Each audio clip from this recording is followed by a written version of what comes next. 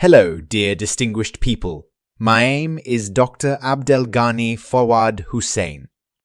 Welcome to a new lecture from our training course. The complete collection of search engine optimization strategy templates with step-by-step instructions. How to write a blog post. A step-by-step guide from preparation to publication. Writing a successful blog post all comes down to the proper preparations. It starts before you even begin writing. What do you want to say, and to whom do you want to say it? You might want to say it. You might want to get going right away, but remember, writing takes some time. And once you've written an awesome blog post, you'll need to invest time in promoting it and keeping the content up to date. Today, we'll cover all you need to do to write a successful blog post, from the first inception to long after publication. So let's dive right in. Before we get going with our step-by-step guide, have a quick look at this image that depicts the 3 phases of a proper writing process. In total, there are 6 steps you should take when writing and publishing a blog post. Does this sound a bit overwhelming? Don't worry, at the end of this post, you'll find a practical. Step 1. Preparation.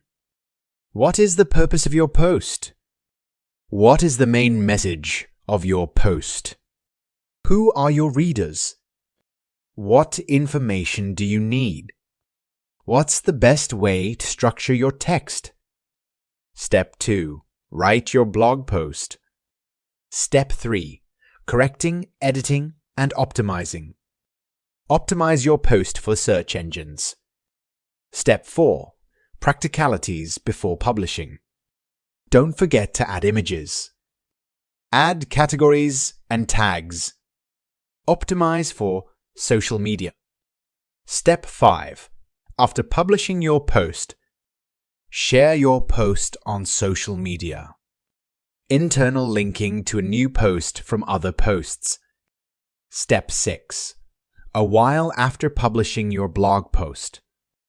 Include posts in the newsletter.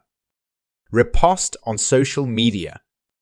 Analyze the post's performance.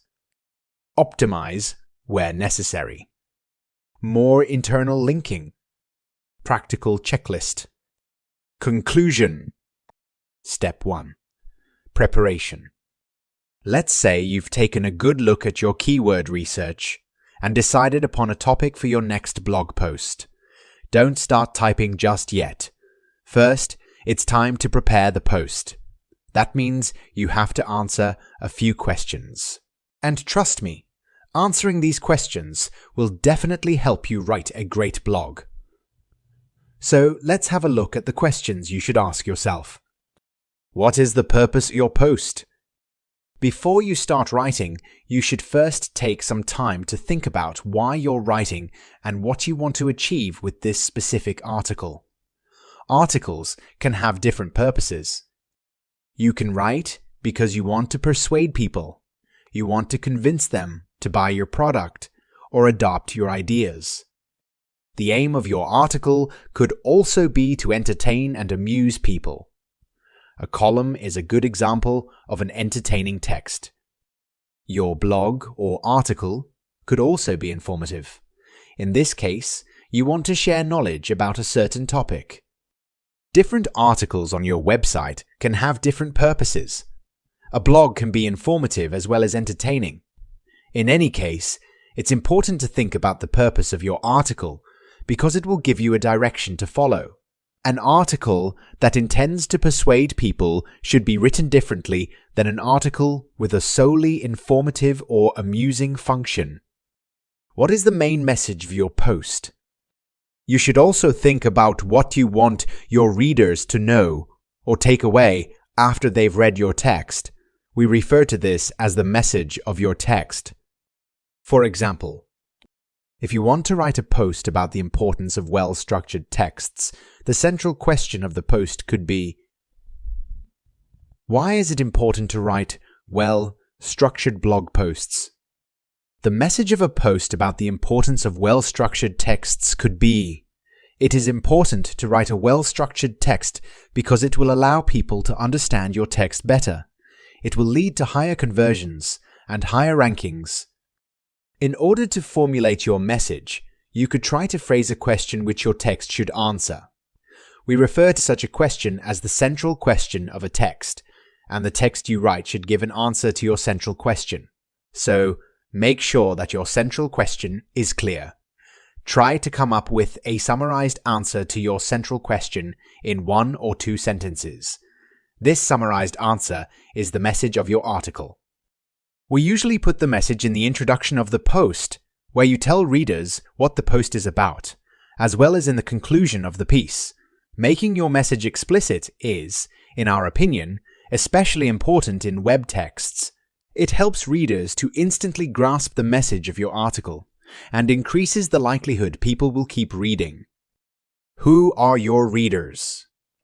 Ideally, you already thought about the kind of audience you want to reach when you started your website. But it never hurts to remind yourself before writing your text, so take some time to think about the people you are writing for. Make sure you adapt your text to them and adjust the difficulty level of the information in your article as well as the difficulty of your style. Use of jargon, long sentences, etc. A good rule of thumb is to keep things readable and accessible to reach a wider audience. What information do you need? In some cases, all the information you need to write your text is already in your head. For example, if the chef of a local Italian restaurant wants to write a blog post about the types and uses of pasta, they probably don't need to open any books.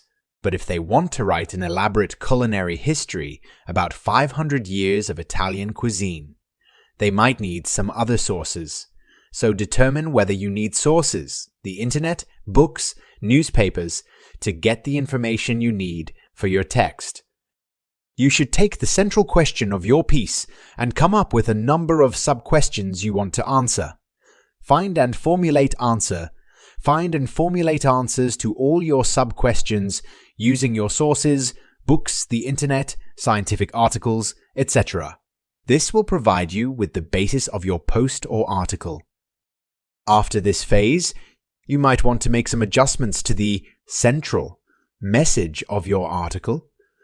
Take some time to phrase or rephrase your message, the summarized answer to your central question, to make it entirely clear. What's the best way to structure your text? The final step in the preparation process is the most important one. You have to decide how you'll structure the information you want to communicate to your readers. If you don't think about this beforehand, odds are your text will lack a logical order and will be hard to follow for your audience. A proper text structure is also important for SEO. Not sure how to begin? This post offers practical tips to create a decent structure. Step 2. Write your blog post.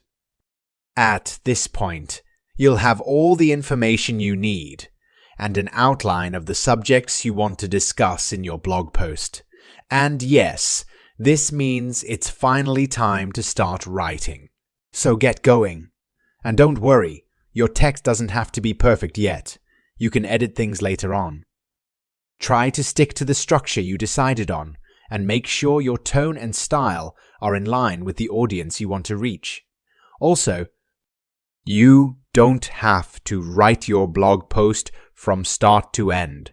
Feel free to switch between paragraphs and skip hard bits